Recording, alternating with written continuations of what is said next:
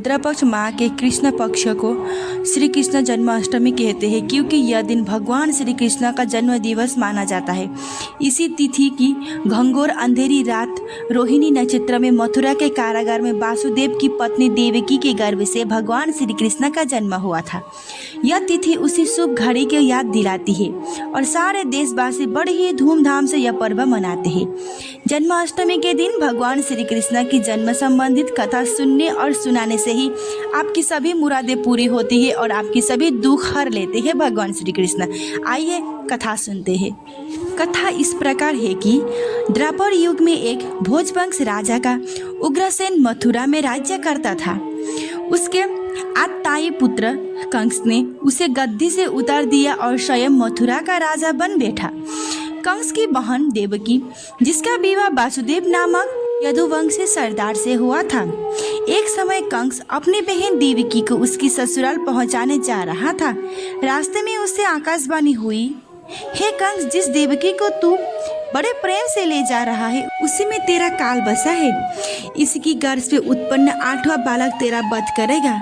यह सुनकर कंस देवकी को मारने के लिए उद्यत हुआ। तब देवकी ने उसे निरम्र पूर्वक कहा, मेरे गर्भ से जो भी संतान होगी उसे मैं तुम्हारे सामने ले आऊंगी। बहनाई को मारने से क्या लाभ है। कंस ने देवकी की बात मान ली और मथुरा वापस चला आया। उसने वासुदेव और देवकी को कारागृह में डाल दिया। वासुदेव देवकी एक एक करते 7वें संतान हुए और 7 को जन्म लेते ही कंस ने मार डाला।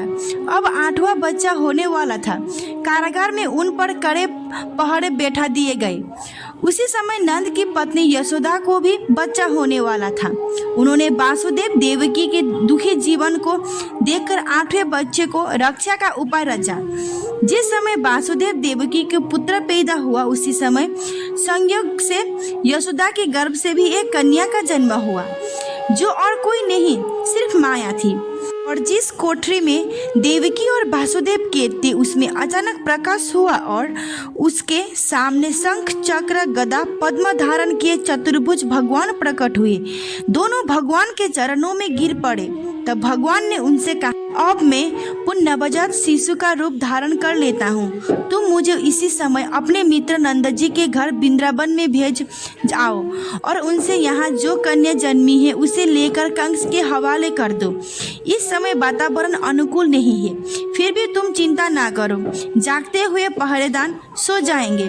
कारागृह में फटक अपने आप खुल जाएंगे और उफननी अतः यमुना आपको पार करने का मार्ग दे देगी। उसी समय वासुदेव नवजात शिशु श्री कृष्ण को सूप में रखकर कारागृह से निकल पड़े और अथाह यमुना को पार कर नंद जी के घर पहुँचे। वहाँ उन्होंने नवजात शिशु को यशोदा के साथ सुला दिया और कन्या को लेकर मथुरा आ गए। कारागृह के फाटक पूर्ववत बंद हो गए। अब कंस को सूचना मिल गई कि वासुदेव देवकी के बच्चा पैदा हो गया। उसने बंदी गृह में जाकर देवकी के हाथ से नवजात कन्या को छीनकर पृथ्वी पर पटक देना चाहा, परंतु वह कन्या को आकाश में उड़ गई और वहां से कहा कि अरे मूर्ख, मुझे मारने से क्या होगा। तुझे मारने वाला तो वृंदावन में जा पहुंचा है। वह जल्द ही तुझे तेरा पापों का दंड देगा। यह है श्री कृष्ण जन्म कथा। आपको अच्छी लगी है तो